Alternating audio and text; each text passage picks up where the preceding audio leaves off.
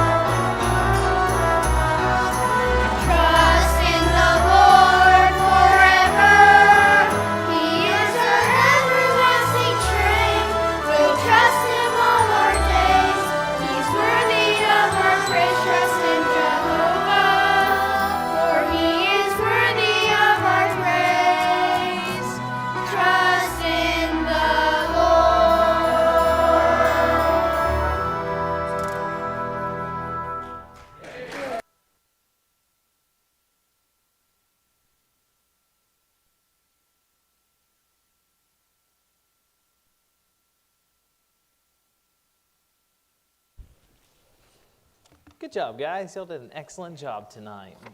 Good truth in song. That's always a blessing to hear from the Patch Kids. So that's a blessing. Well, amen. Well, let's do a few announcements here, and then we'll jump into our text in Habakkuk chapter 1. But let me go over a few things. The Prime Timers, they do have a bigger trip that they're planning on doing in August. We haven't mentioned that from the pulpit yet, but if you're in that group, you probably heard about this. If you haven't, you can visit with the Noises about it. But they're going to take a trip up to Branson, kind of an all-inclusive trip there, and go do Sight and Sound, which you've never done that before. It's fantastic. They do a Bible story as a big play, it's a real big production they do there, and do a few other things. And so anyways, if you have any questions about that, there is the sign-up sheet, I guess, with the Noises. You need to get with them to get information and stuff. And they need that by this evening. So if you're interested and haven't heard about that, talk to them. If you have heard about it and you've been dragging your feet or haven't committed yet, talk to them. So get that taken care of there. Okay, this Saturday, the mother-daughter, sister-friend banquet is going on at noon. We got a good group of ladies signed up going to that. And if you have not signed up, if you could do that this evening, I believe we've got around 85 or so signed up. What a blessing that's going to be. And so looking forward to hearing good things about that this upcoming Saturday. Miss Chrissy Story is going to be speaking at that, our missionaries in Italy. And just to give you a little bit of an update on them, they're coming down Thursday. They're going to be here for a few days, bringing down a few more things to put in the storage unit they got down here. We do have the RV pad pretty much totally done now. The concrete, electric, water basically is all there and ready to go. And so it's a blessing to have that ready for them. And their plan is to be here either the week we're gone to camp or the week directly after that. They'll move down here with the camper. I do encourage you to pray for them, though. They've been having issues with their RV with the AC. Keep having some problems with that, not quite getting able to fix that. And so if you could pray for them there. But anyways, they'll be here this week. Thankful for that. And you ladies will be able to hear Miss Chrissy speak and be a blessing to them. I know she'll be a blessing to you all. This Sunday is Mother's Day. I encourage you to be here. We have a gift for all of our ladies that we'd like to give you this Sunday. Also got a message I'm planning on preaching Sunday morning about Mother's Day. And so it's a good one. Father's Day, I feel like you get up here and you're like, you sorry scoundrels, you need to be better fathers. And then Mother's Day, you're like, you're such great mothers. So maybe we'll switch that one of these years. I don't know, but no, I'm looking forward to it. We're going to talk about some unlikely mothers in the Bible that God did some amazing things through that kind of had, if you will, bad reputation or tattered past or issues, and God used them in an amazing way as mothers. And so looking forward to that this Sunday. And then we'll be back in our series Sunday night about conflict resolution. Okay, and then Institute for Creation Research, if you're going to that, it costs us $16 a person. There is a sign-up sheet back there. May 30th, 9 to 5 p.m. We also have Kids Camp coming up. We got quite a few kids that have signed up for that. If you haven't, the last day to do that is the last Monday in May. So you got a couple more weeks to get that done. And so if you are planning on going 3rd grade through 6th grade, that's your camp, and we're looking forward to that. It's from noon to noon. There's more information at the bulletin board and on the website. You just need to register your kiddo. It doesn't cost anything, but we need to know who's going so we can make proper accommodations. Okay, Youth Camp, June 9th through 14th. We did have a parent-teen meeting. If you weren't there for that and you're planning on going to camp, we need to visit with you. You need to be registered as soon as possible, and let's get that taken care of. That way we're ready to go. Excited for this year. I hope you'll be praying for us, that God will do a great work this year at camp, and super excited about what God's going to do over at Southland. Okay, Father's Day coming up also, June 15th. We got a Father's Day fish fry we're going to do. That's actually going to be after the evening service this year. So after the PM service, we'll do that fish fry there, and looking forward to that. They always do a great job with fish fries. That's why we do it every year, because it's fantastic. So looking forward to that again this year. Just kind of a non-church related, I guess, in some way, announcement. We will be gone this time next week. So Brother Garrett is going to have the mantle, proverbially speaking, Elijah to Elisha, laid upon him for a week and a half. And so if you need anything, call him. And if there's any problems, take them to him. And he will be preaching and taking care of the duties here. And so I appreciate Brother Garrett and I know he'll do a great job with all that. But just so you know, we will be out of pocket. And so be in prayer for us. My wife's got in her mind, she's not in here. She's got in her mind, literally, she had us update our will. She's got in her mind, we're going to die over the Pacific. So you need to quit watching these shows with plane crashes and desert islands and stuff. And anyway, so, but pray for us that it's a productive time in the sense of us celebrating 15 years of marriage and just having some time away for a little bit. I know the Lord will bless that. And so, anyways, so let's take our Bible here tonight and go to Habakkuk and chapter number 1. Habakkuk and chapter number 1.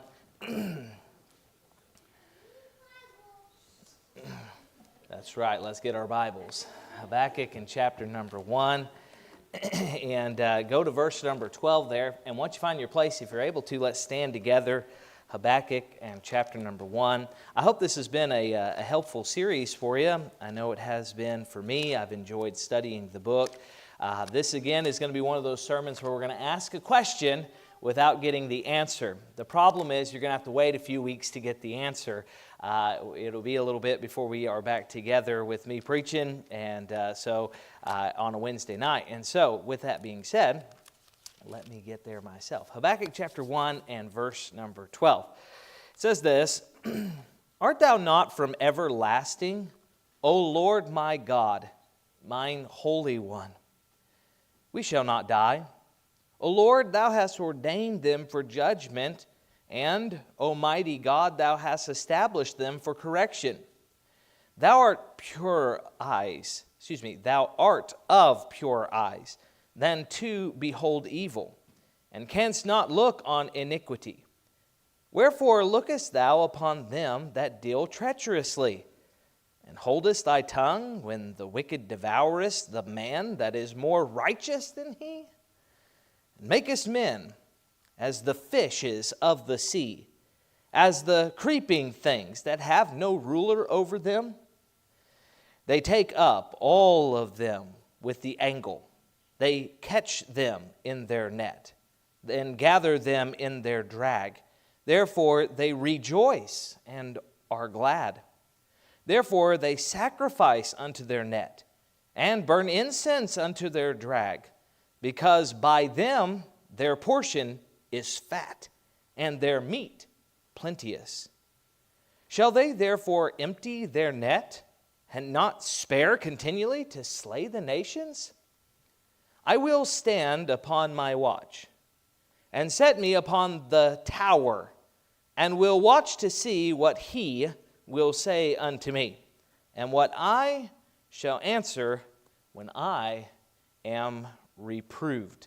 I'm going to preach here tonight, a little bit of a lengthy title, but I wanted to encompass all that's involved in this. Help, God, your actions don't seem to match your character. Help, God, your actions don't seem to match, they don't seem to line up with who you are in your character. So may God bless the reading of His Word. You can be seated, and thank you for standing in honor of the Word here tonight.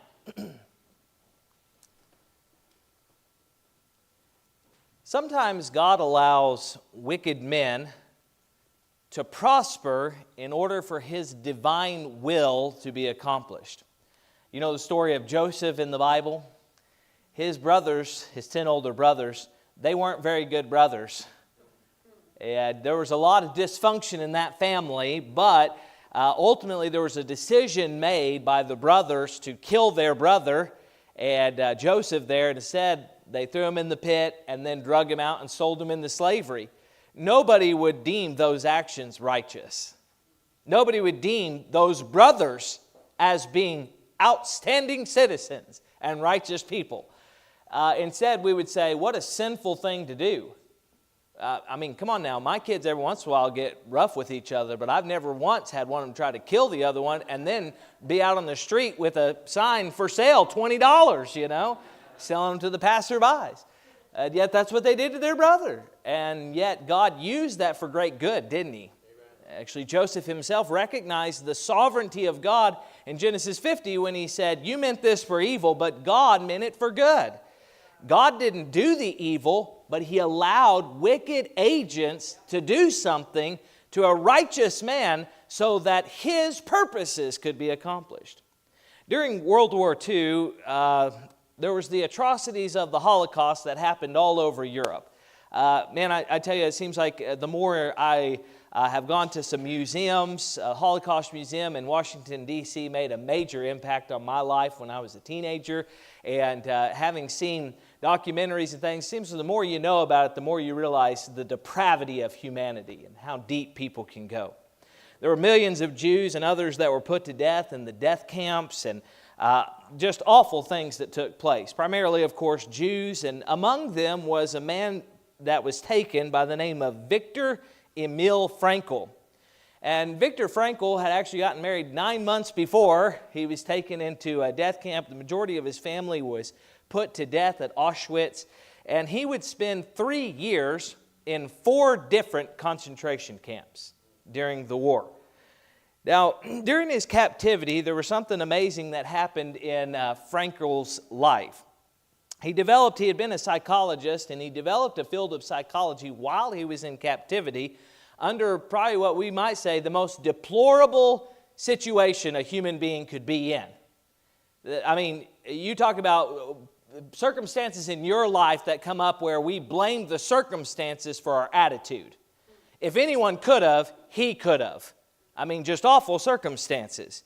And yet, during this time, he developed a psychology known as this, logotherapy or existential analysis. Now, just simple explanation of what this is. Basically, he learned that no one could control his attitude or his outlook on life or his mood but himself. That he ultimately had control over his attitude, even in the most deplorable circumstances that he was in. Actually, he developed this so much in his own life that toward the end of his captivity, he would actually state this: "I was more free than my captors were. In my captivity, I had freedom, even though I was in this deplorable situation." He wrote actually this later on in some of his books: "When we are no longer able to change a situation, we are challenged to change ourselves."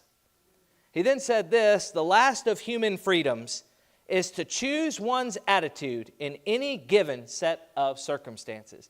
Now, I encourage you, there's some great writing about Frankl's life and 7 Habits. There's actually taken that idea and developed even further. Amazing things actually from that. Now, I will say this: from some of the darkest moments in human history and from some of the darkest moments of Frankl's life, there was birthed something of great value, not only in his own life, but in the lives of others. Something that he used to be a benefit and a source of light and purpose and truth to others. Now, I say all that to say this: sometimes God uses wicked agents to accomplish divine purpose. But sometimes it makes us step back and scratch our head and go, "God, this doesn't seem like something you would do. This doesn't seem like the God I know would allow this to take place. The God I know wouldn't be using this as a device in order to bring about good." And this is where we find Habakkuk this week in our text. Now, just kind of real quickly of where we've been in the first part of chapter 1. Habakkuk asks a few questions, and of course he gets a response from God. So Habakkuk's first question, of course he's expressing it this way: how long? Which is kind of the idea that this isn't the first time he's asked. It's kind of been asked over and over and over and over again. And he's asking this question: why is God allowing bad things to happen and then there's no judgment? It's like God's allowing wicked people to do wicked things and nothing bad happens to them. And he's asking, how long is this going to go on, God? This doesn't seem like it's fair. It doesn't seem like it's a righteous thing to happen. We oftentimes maybe would have some of the same questions. We would ask, why are bad things happening? If you've been a Christian any length of time, you probably had this question either in your own heart or had it asked you from someone else. How could a good God allow bad things to happen. And that's where Habakkuk's at. God, why are these bad things happening when you're a just God? You should punish these people and remove this wickedness. Okay? We maybe even sometimes we ask this, why do the righteous suffer and the wicked prosper? Habakkuk's not the only one who asks those questions. You read through the book of Psalms and it seems like it's repeated over and over again. It seems like the righteous get beat down and trodden on, and the wicked get wealthy. It seems like there's this disparage in this. He then would go on, there's evil everywhere. Will God ever set this broken system aright and fix this broken system? Now, I'm sure to Habakkuk's great amazement, God answered him. Aren't you thankful God answers our questions? So here, Habakkuk, as we talked about this last week, God in His sovereignty answers Habakkuk's question, but He's not addressing Habakkuk directly. He's addressing the whole nation of Judah in this response. And basically what He tells Habakkuk is, I am going to judge the wicked. I've already got a plan set in motion. Babylon's going to do it. This wasn't really what Habakkuk, I think, had in mind. Sometimes God has to answer, God has an answer, but His plan for our life is puzzling and doesn't make sense to us. It might not be according to our timing, to our plan. We look at it and we go, whoa, hold on, God, I think you got a little confused here. And we can sit back, I know you would never do this, but we can sit back in our human logic and we can say, man, I think God made a mistake here. Hold on, God, I know you're going to handle this, but this seems like it's not how this is supposed to go. And we need to always remember that God is sovereign, which means that He does what He wants to do. He's in charge. The buck stops with Him in every area. We also need to be reminded of this. He has a plan, which means this. That God already knows what He's trying to do and what the steps are going to be. We don't. When I was a kid, they came out with a ride still at Six Flags, the Runaway Mountain. You ever ridden that thing before? Indoor roller coaster? It's pitch black. First time I rode that thing, I didn't know that. And I'm bracing to go left, and it goes right. Now listen, that roller coaster knew where it was going. I didn't. And I didn't know which way to brace. The next thing I know, we're going upside down. That's all over the place. And sometimes the Christian life feels that way. God knows where He's going, but He doesn't have to reveal His plan to the dust of the ground. He's sovereign, right? But He's got a plan. Be assured of that. And also be assured of this, He has a purpose, which means the destination that He's taking you, there's a reason He's doing that. And so we can be assured of these things, even in the midst of the answer that God gives to Habakkuk. Now, Habakkuk gets this answer and he goes, we're doing what? You're using who? And he starts being very confused, and he kind of rephrases his first question, and he's over here and he's like, hold on, this doesn't seem to connect, because what you're saying you're going to do and who you have shown yourself to be in my life, they don't seem to be lining up together. And there's some confusion. So in the first few verses here, Habakkuk talks about, in verses 12 and 13, he begins to talk about kind of the holy nature of God. The divine, holy, perfect nature of Jehovah God. Now, Habakkuk points out 6 names or characteristics of God. Now, I've taken liberty a little bit here and moved these around. So these aren't going to be in succinct order of the text, but I'll tell you why I went in this order here in just a moment. Okay, so he gives these names or these characteristics. He calls him this: mighty God, the strong one, the one whose arm is revealed. In calling him mighty God, he's basically saying this: you got some power behind you. You've got some strength. There's nothing that you cannot do. You have the ability. You are all-powerful, God. We think about the power of God, and Habakkuk would be aware of these events and know these very well, of creation. He could call him mighty God because God is the one who said, let there be. And just simply with the spoken word, there was. This was also the God who through His own choosing and His own divine power had flooded the entire earth and killed everything on this earth whose the breath of life was in their nostrils, except for the 8 souls on the ark, Noah and his family, and 2 of every kind, a pink one and a blue one. 7 of the clean ones, right? God protected them on that boat, the ark. It rained 40 days and 40 nights, and the waters were on the earth. Listen, that's power there. This wasn't a local flood. This is a worldwide flood. And so when we think about these divine workings of God in creation, in the flood, and what God had done in the nation of Israel, Habakkuk at this time would be aware of what God had done at the Battle of Jericho and parting the Red Sea and the plagues upon Egypt. All of these things would point to this, divine power of God. So he could say this, you're mighty. You're the mighty God. But he doesn't stop there. He uses this word also, you're my God. You're my God. Recognizing this, that Habakkuk had a personal relationship. The nation of Israel had a personal relationship with God. This wasn't some distant deity. This was someone who desired a relationship and would say this, you're my people and I'm your God. So he could literally say this, Habakkuk could look up and be like this, you're not just a powerful God, you're my God. He then goes on and calls him this, the Holy One. This one's good. Did you know all the other nations that were around them, including Babylon, thought their gods were holy? But they used that term in this sense. They are different than us. They are other than us. So to say this, just like I'm different than a dog, they would say, my God is different than I am. And they use the term holy to talk about him being set apart in the sense of him being different. But I love when Isaiah, Jeremiah, and other prophets show up on the scene. And like in Isaiah chapter 6, he starts to describe him this way. He is holy, holy, holy. And Isaiah and other prophets helped him understand this. God is not just other than. He's not just set apart. He is absolutely and entirely pure. He is absolutely entirely without blemish and fault. He is sinless.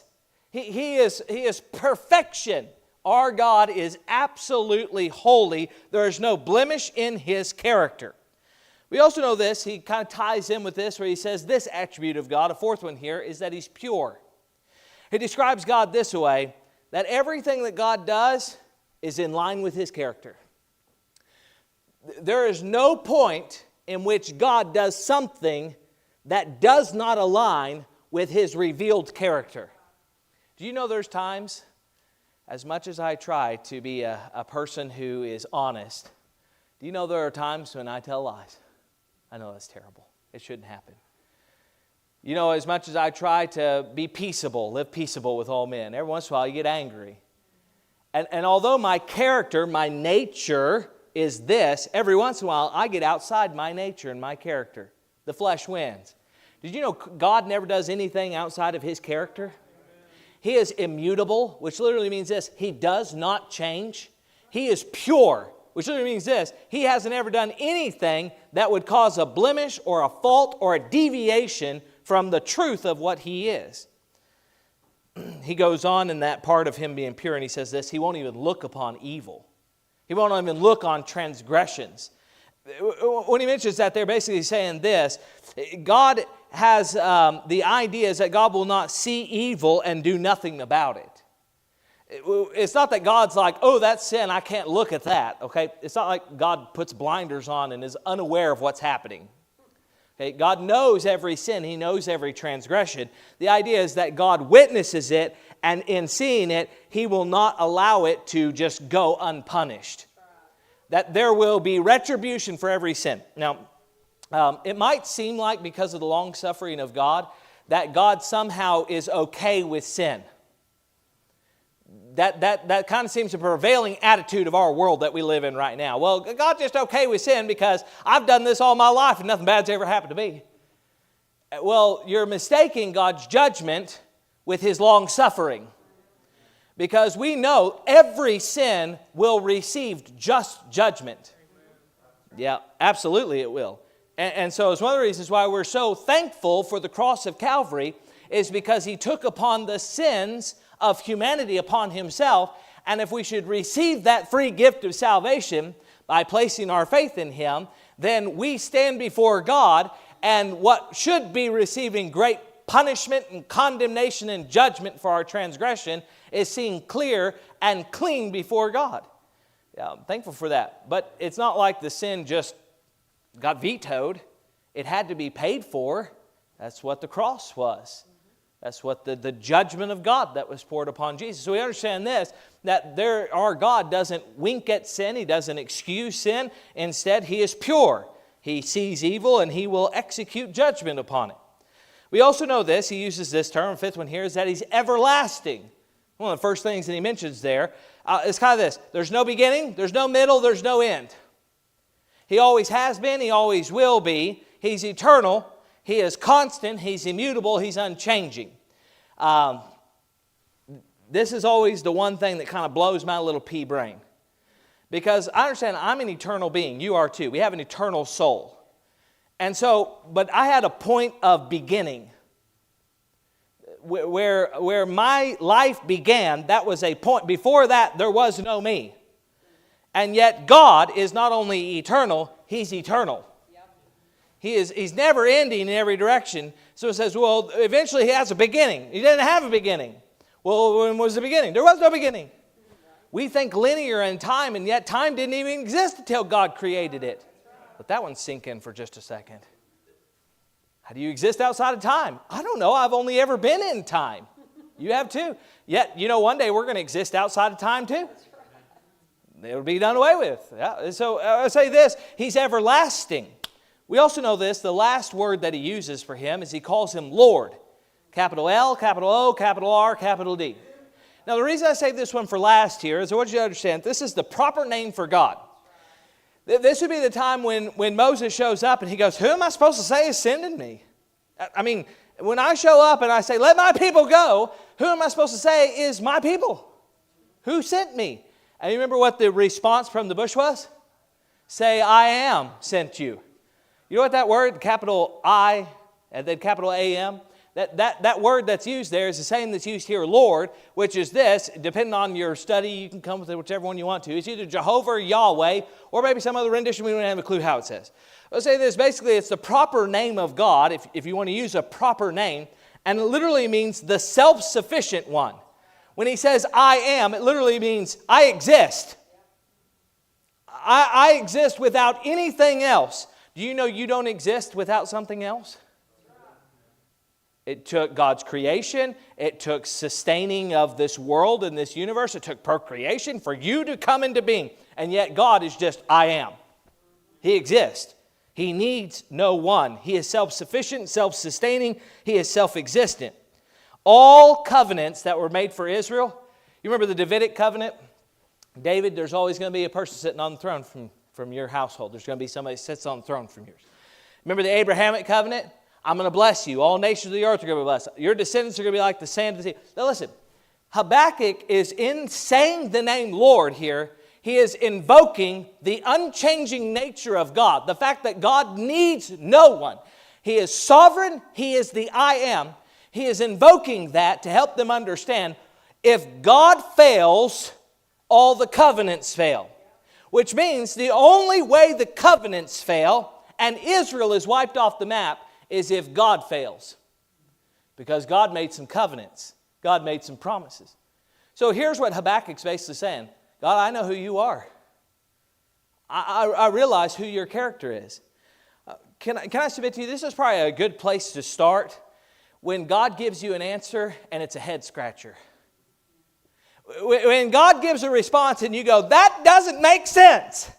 A good place to start is for you to get down and be like, God, I just need to remind myself as I'm talking to you about who you are.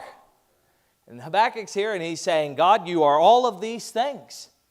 And he finally recognizes this last one here where he says, you are Lord. Which basically means this, I know if you judge Judah, it's not the end of Judah. I know if there's punishment for my nation and my kinfolk, it's not the end because you made covenant promises. And these covenant promises are tied to your name. And you don't need anybody or anything to exist. And so because of that, if the covenant fails, it means that the Lord failed. But the Lord can't fail. So Judah can't fail. And so Habakkuk's over here and he goes, God, your character, I know who you are. I've seen who you are. I know you're holy. I know you're all of these things. And again, let's just kind of pause just for a second and say this. That's a great place to go when we're scratching our head. If ever there's something in your life where you start to question, why is God doing this? How come this is happening? This doesn't seem fair. It's always good to remind ourselves of the nature of our God and to even speak those things in prayer. But here's the interesting thing about Habakkuk. As he's reflecting on God's character, he then goes, okay, God, this is who you are. And in my little brain, I need some help here because who you are and what you just said you're going to do don't seem like they mix well. It's like an oil and water situation going on here. And no matter how much I shake my little brain and try to mix up the oil and water, they always separate. Because this, what you said you're going to do, and who you are, don't seem like they mix together. How can a holy God use such a wicked agent? That's a good question to use, or a good question to ask here. And so we're going to take a look here at Habakkuk's question that he brings forth here. Now, since God is so perfect and holy, his current direction and actions seem puzzling to Habakkuk. In the prophet's eyes, God's actions don't align with God's nature. So we have to say this: God's plans don't always align with his character, or they don't seem to align. Let me kind of rephrase that a little bit. God's character is unchanging. But in our mind, they don't seem to connect. So in verse 13, here's Habakkuk's question. In verse 13, he says this, about halfway through the verse. Wherefore lookest thou upon them, them is Babylon. Wherefore lookest thou upon them, Babylon, that deal treacherously, and holdest thy tongue when the wicked devoureth the man that is more righteous than he? The question echoes the sentiment of his first question. Here's Habakkuk's first question paraphrased. Why is God allowing bad things to happen with no judgment? Now he's kind of asking the same question, but he's kind of adding some depth to it because he knows more about what God is doing. He has more complete knowledge and information. The one bringing the judgment to Judah is none other than the wicked agent of Babylon. So Habakkuk's question basically follows this line of thinking. How can a holy God use someone so unholy to bring judgment on his holy people? Let that tongue twister set in for a second. How can a holy God use someone so unholy to bring judgment upon his holy people? Now, Habakkuk's already pointed out here that Judah is wicked. Judah has sin. We're under no pretense or confusion about this truth here. But we need to understand that Habakkuk here recognizes, although Judah is sinful, they're nothing like Babylon is. Babylon is way, way worse. Kind of pointed out this way. If you go to a prison and there's a guy who's in prison for some theft, petty theft, and he got a short sentence in prison. And then there's a serial killer who's murdered lots of people. We would look at this and we'd be like, they both did bad things. But that guy did a lot. He is more righteous than him. Okay? So that's what Habakkuk's saying. He's not saying that Judah is righteous. He's saying he's at least better than that guy is. He's pointing out how wicked Babylon is, which we'll point that out here in just a moment. He uses a fishing analogy. So men, if you're nodding off right now, there's a fishing analogy coming. We're getting there, okay? Now, Habakkuk is totally perplexed about God's nature, Babylon's wickedness, and how that plan is ever going to work out together. So to answer these questions, God's going to give him a response in Habakkuk 2. Good news, that's a future sermon. So we're not getting the answer to the question tonight. We're just going to look into this. So here's the fish analogy. You ready? He starts talking about this down in verse number 14. He says, make us men as the fishes of the sea. So here we have an analogy, an example, a picture, where he's talking about fish and fishermen, and he's pointing to that Babylon is the fisherman and Judah is the fish. So that's the analogy that he's making here. Now, just for sake of the analogy here, we need to understand. I'm going to use some examples and talk about this in a language that is not denigrating fishing. If you are a fisherman, this is not saying you are a bad person or that it's wrong what you're doing, or this is some PETA message about the cruelty towards animals. But we need to understand that the analogy that he's presenting here is the process of catching fish is a cruel process to the fish. Okay? So that's what he's trying to point out. It's an analogy. We're not really saying you're bad for fishing. We're saying Babylon is cruel to Judah. Okay? Disclaimer has been given. So he says there in verse number 14 that fish of the sea they have no ruler over them. The idea is that they're just basic and simple creatures. God created them really with the purpose of them being eaten. Their plenteous supply of food. That's why God made them. They're just dumb animals. I mean, that's basically what the Bible said. They have no ruler over them. They're just there, and they are driven by their nature to eat food and get caught and become food. That's what they are, okay? So he talks about the cruel methods that fishermen use to collect fish. Now understand, I'm going to describe these as cruel methods because that's how he's trying to paint this picture. I don't know about you, but I could not imagine going into a restaurant to sit down and eat, and someone lays out a ribeye steak in front of me, and I think, oh yeah, here we go. This is going to be great. And biting into that thing and having a big old hook go straight up through my jaw and then be drug out of the restaurant, that would be a terrible way to go. I'm just being honest.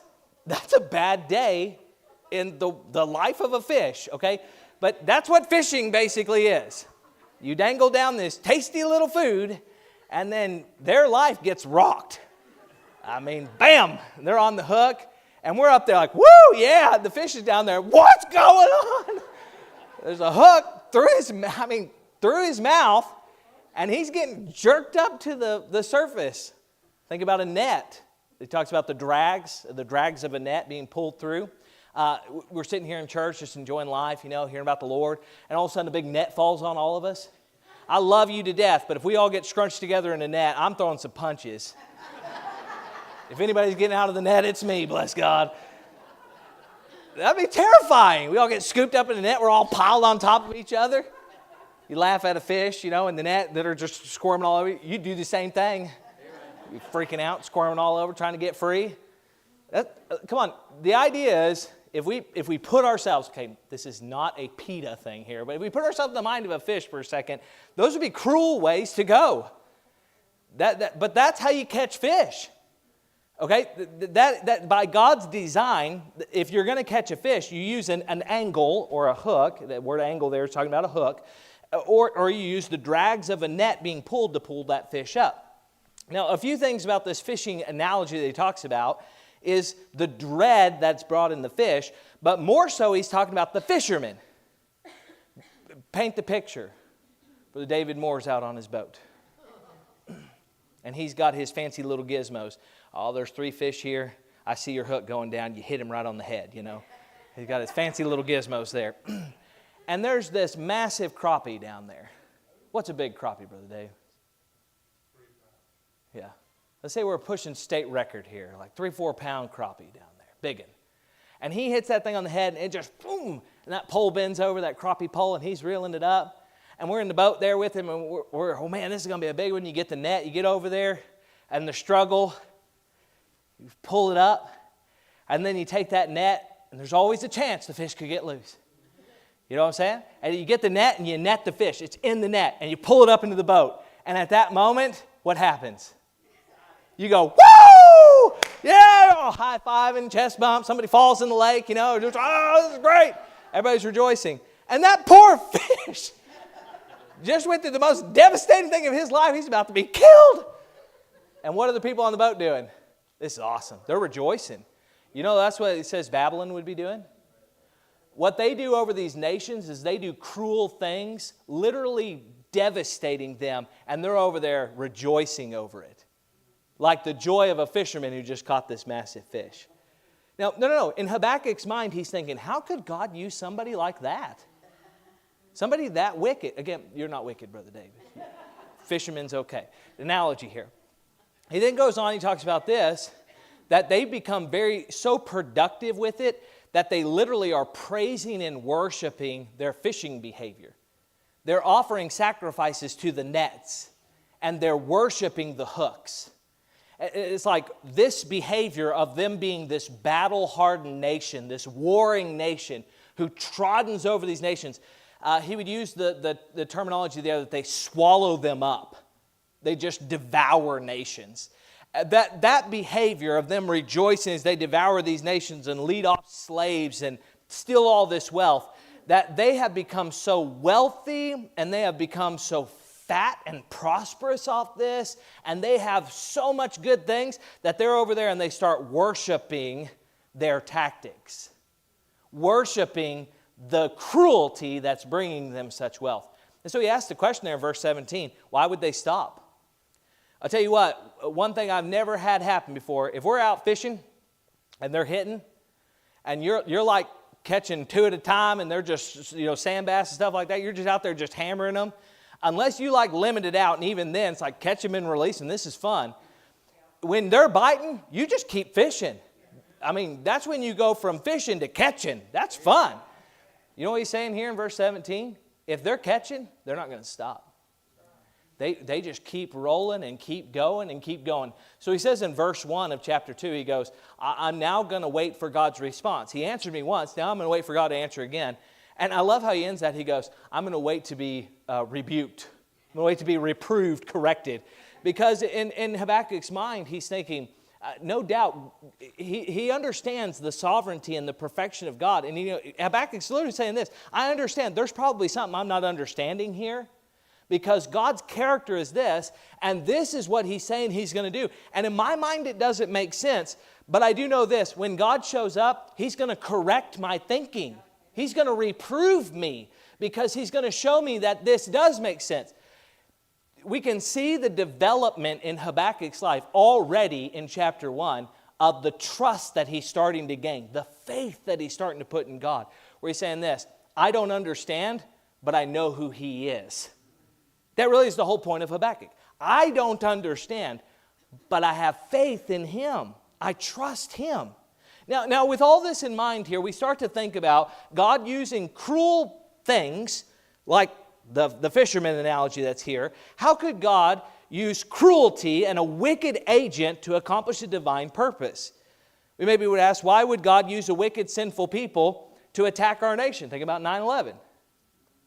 Those are some bad dudes. And listen, I know America's got its issues. Now, understand what I'm saying here.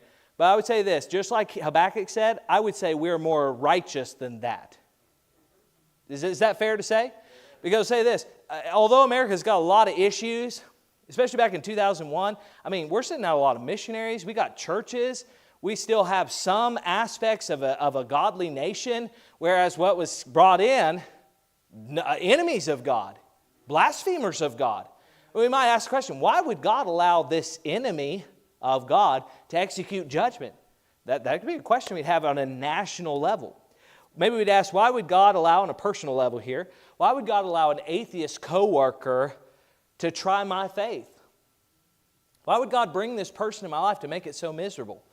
Let me give a little bit of a personal illustration. When I was in 7th and 8th grade, I had a classmate that bullied me because I had started the Bible studies and was a Christian.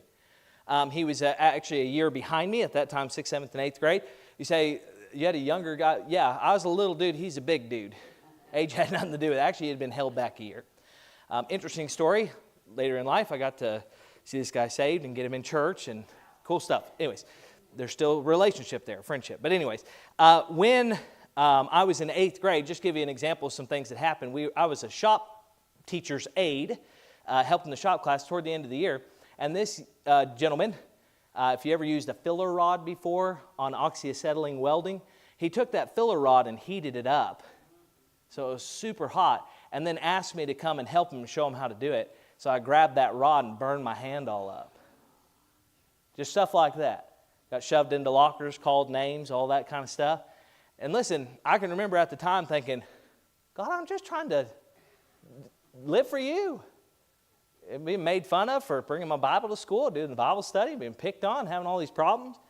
But I'll tell you this, The trying of my faith, as James would say, made me patient. It made me a better Christian. At the time, I did not appreciate that.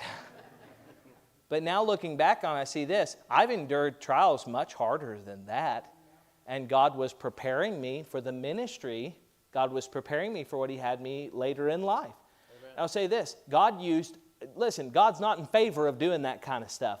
But God used a wicked agent in my life to help me be more profitable for Him. To help me learn patience and temperance and grace. And later on, forgiveness. Absolutely. And so those were things that were so helpful for me. So a few points here and we'll be done. Seek the Lord when you're confused about His actions. When God does something that makes you scratch your head, then seek Him. Look at His holiness and His righteousness and who He's presented Himself to be. And in seeking Him, know these things. God will do things that seem out of place, odd, or maybe even out of character. But know that He is always holy. Know He's always holy. Know that God is always good. Not only is He holy, but also what He does is beneficial for us. It's good. Know this, God keeps good books. You and I may forget. God doesn't. You and I may not know that a certain person did a certain thing to us that hurt us, but God does. God keeps good books. That can be really helpful or that can be really hurtful. What I mean by that is you might think, man, I've done all these good things and nobody ever notices. God does. Or you might be thinking, man, I've done all these wicked things and I've never gotten caught. God keeps good books. God keeps good books. That could be a comforting thing. And then the final thing to know is this, that God will always set things right. It probably isn't going to be according to your timing, and it's probably not how you thought it would happen, but God has a way of making everything as it was meant to be. He is a restorer of broken things. He is a renewer of things that go awry. And we know whether it might not be in this lifetime, it may be in the everlasting, God will set everything right, and He'll make everything right. And so even though we might not get answers, you can understand, seek the Lord when we're confused about His actions. Now, we don't have the answer here tonight that we're looking at, but we're kind of asking with Habakkuk, God help me, because what you're saying you're going to do and what you're doing right now don't seem to line up with your character. And in those moments we can do this. I know who He is, even though I don't fully understand what He's doing, and because of that I can trust the process. Because I know God would never do anything that wasn't holy. He would never do anything that wasn't for my good. I know He's going to keep good books, and I know in the end He'll make everything right. And in the midst of our confusion, we can trust that truth. Let's all stand together as we come to a time of invitation here tonight. Father, thank You for the book of Habakkuk. Lord, I pray that we'll take these truths, and Lord, we can use them in our life. And so, Father, bless now in this invitation. We love You. It's in Your name we do pray. If the Lord spoken to your heart here tonight, when the music plays, the Lord spoken to you, why don't you respond, do business with Him here at the altar.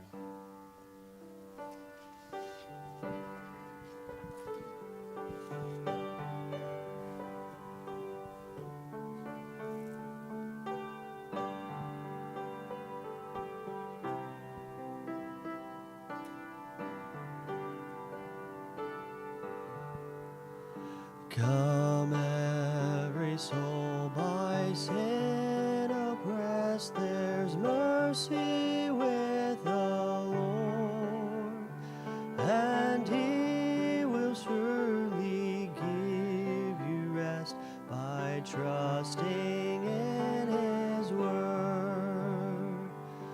Only trust Him, only trust Him, only trust Him now. He will save you, He will save you, He will save you now. For Jesus shed His precious blood, rich blessings to bestow. Plunge now into the crimson innocent flood that washes white as snow. Only trust Him, only trust Him, only trust Him now. He will save you, He will save you, He will save you now. Well, amen. Our teenage